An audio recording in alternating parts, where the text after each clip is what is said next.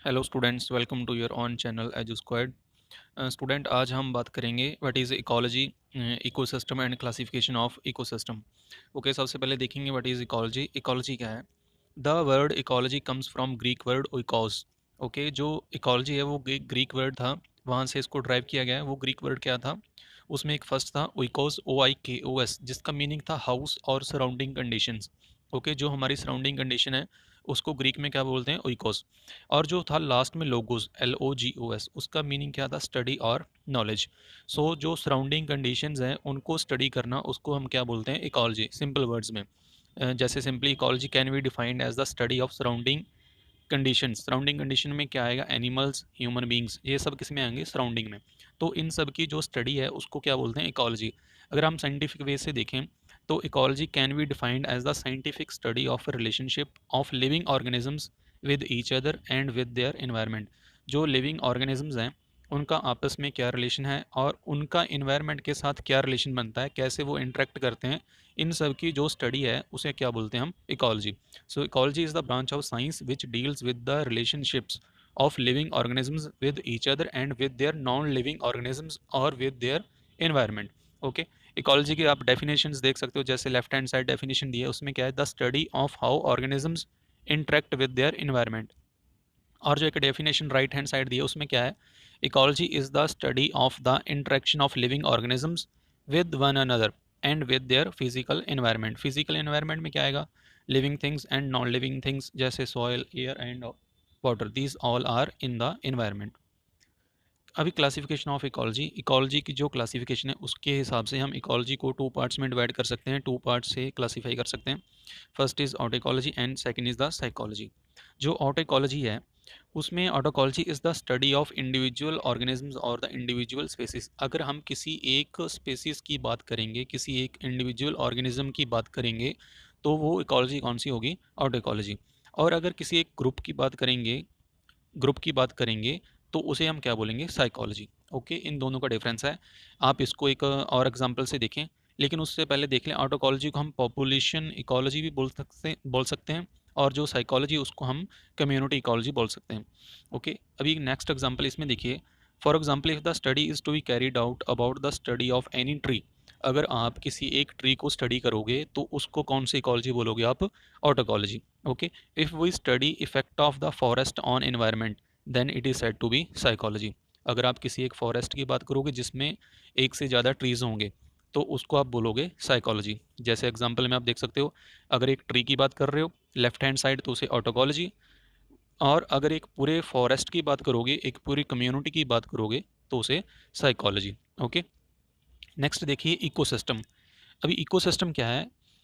Ecology में हम जिस सिस्टम को स्टडी करेंगे उसको हम इकोसिस्टम बोलते हैं। Okay, an ecosystem includes all the living things, plants, animals and organisms and non living things in a given area. अभी नॉन लिविंग थिंग्स कौन सी हैं? जैसे चेयर, टेबल, लाइट, सॉयल, ये सब किस में आएंगी? नॉन लिविंग थिंग्स में।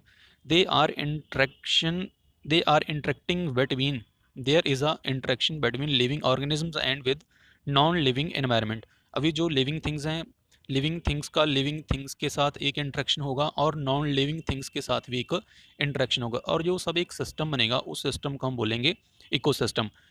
Ecosystems are the foundation of biosphere. Biosphere क्या था? एक एनवायरनमेंट का कंपोनेंट था जिसमें लाइफ करती थी। तो इकोसिस्टम क्या है? Foundation of the biosphere. Biosphere का एक स्मॉल यूनिट जो एक बायोस्फीयर को रिप्रेजेंट करेगी है बायोस्फीयर, लेकिन उसका एक छोटा पार्ट, तो उसको हम बोलेंगे ecosystem. The size of the ecosystem may be as equal to tree और इक्वल टू फॉरेस्ट। जो इकोसिस्टम है वो छोटा भी हो सकता है, एक ट्री जितना भी हो सकता है, और एक फॉरेस्ट जितना भी उसका साइज़ हो सकता है। हमारी जो बॉडी है उसको हम एक इकोसिस्टम बोल सकते हैं।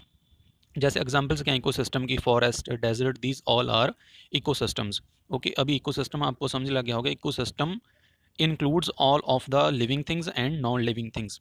जिस सिस्टम में लिविंग थिंग्स हों, नॉन लिविंग थिंग्स हों और वो आपस में इंटरेक्ट करें तो उस सिस्टम को आप क्या बोलोगे? इकोसिस्टम। जैसे आप इस फिगर में देख सकते हो, इसमें जो different living and non living organisms हैं वो आपस में इंटरेक्ट कर रहे हैं। नॉन लिविंग कौन से हैं? इसमें लाइट, पानी, एयर, ये सब किस में आएंगी, नॉन लिविंग में। और जो बाकी एनिमल्स हैं, प्लांट्स हैं, स्नेक वगैरह है, वो किस में आएंगे, लिविंग में। ये आपस में क्या है, इंटरेक्ट कर रहे हैं। तो इस कंप्लीट को मिलाकर जो एक सिस्टम बनेगा, उस सिस्टम को हम बोलेंगे इकोसिस्टम। अभी कंपोनेंट ऑफ इकोसिस्टम, किसी सिस्टम को हम इकोसिस्टम बोल सकते हैं लेकिन जब वो इन तीनों कंडीशंस को फुलफिल करे, जब उसमें ये तीनों कंपोनेंट हों किसी एक सिस्टम में, तभी उसको एक इकोसिस्टम बोल सकते हो। अगर इन तीनों में से कोई एक मिस हो गया तो आप उसको एक इकोसिस्टम नहीं बोल सकते। In an ecosystem there must be 3 functional groups, उसमें 3 फंक्शनल ग्रुप होने चाहिए। वो कौन से हैं, प्रोड्यूसर्स होने चाहिए, उसमें कंज्यूमर होने चाहिए, डीकम्पोजर होने चाहिए। ठीक है, producer, consumer and decomposer. Producers क्या हैं, these organisms that make, those organisms that make their own food from sunlight और केमिकल एनर्जी। जो ऑर्गेनिजम्स अपना खाना खुद तैयार करेंगे, कहाँ से, सनलाइट से और केमिकल एनर्जी से, उनको हम क्या बोलेंगे, प्रोड्यूसर्स बोलेंगे। अभी प्रोड्यूसर्स कौन से हैं, जो खाना अपना खुद तैयार करें, जैसे ट्रीज, प्लांट्स, ग्रीन प्लांट्स, ये सब किस में आएंगे, प्रोड्यूसर में। Plants use photosynthesis process to make their own food.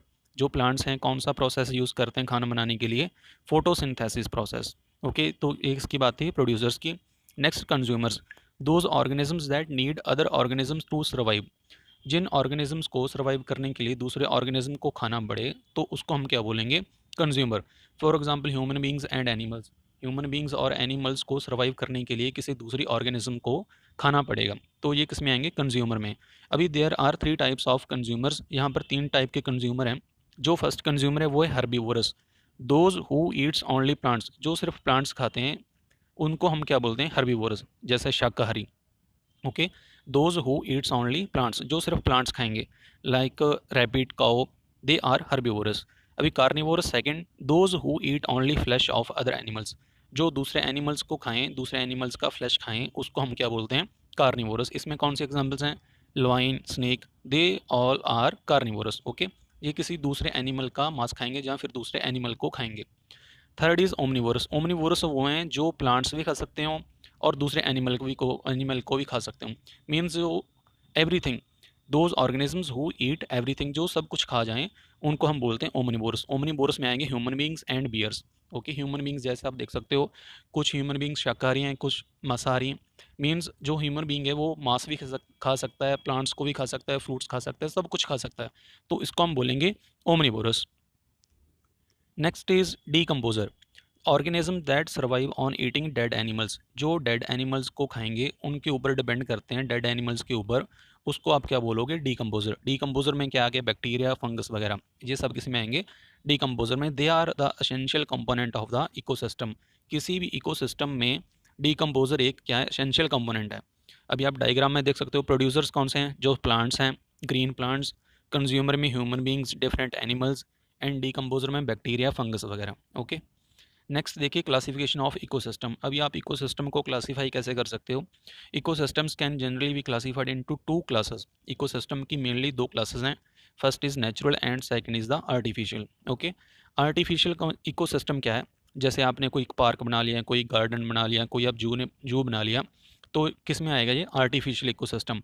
Artificial ecosystems are those ecosystems that are created and maintained by human beings, जो ह्यूमन बींग क्रिएट करेगा, जो उसको मेंटेन करेगा, उस इकोसिस्टम को आप क्या बोलोगे, आर्टिफिशियल इकोसिस्टम। और जो आपका नेचुरल इकोसिस्टम है, नेचुरल इकोसिस्टम जैसे rivers, forest, desert, these all are natural, इसमें ह्यूमन बीइंग का कोई इंटरवेंशन नहीं होता, इसको ह्यूमन बीइंग किसी तरीके से इंटरप्ट नहीं करता, तो इस इकोसिस्टम को आप बोलते हो natural ecosystem. They are aquatic ecosystem and terrestrial ecosystem. Okay, जो नेचुरल इकोसिस्टम है उसकी आगे क्लासिफिकेशन है, उसमें हम देखेंगे नेचुरल इकोसिस्टम 2 टाइप्स का है, aquatic and terrestrial. Okay, aquatic जो पानी से रिलेटेड हो, ओके, जो किससे रिलेटेड हो, पानी से, water based, and terrestrial ecosystem are land based, जो लैंड बेस्ड होगा उसको टेरेस्ट्रियल बोलेंगे, और जो वाटर बेस्ड होगा उसको आप एक्वाटिक इकोसिस्टम बोलोगे। एक्वाटिक में अभी कौन से आएंगे, मैरीन वाटर इकोसिस्टम जैसे समंदर वगैरह, और fresh water ecosystem, fresh water में क्या आएगा, river, lakes, wetlands, these all are under fresh water ecosystem. और जो टेरेस्ट्रियल लैंड बेस्ड है उसमें आएंगे फॉरेस्ट, जैसे जंगल की बात कर लो आप, deserts, okay, grass lands and mountains, these all are under terrestrial ecosystem. Okay, those ecosystems which are developed naturally without the intervention of the human being, for example rivers, desert, lakes, these all are natural ecosystem and they are two types, aquatic and terrestrial. जैसे आपको पहले बताया, जो aquatic ecosystem है वो water based ecosystem है, and जो terrestrial ecosystem है वो है लैंड बेस्ड इकोसिस्टम। ओके, तो स्टूडेंट्स ये था हमारा आज का पार्ट। इसमें हमने देखा ecology. Ecology is the branch of science that deals with the relationship of different living organisms with environment. Environment में लिविंग एंड नॉन लिविंग दोनों आएंगे।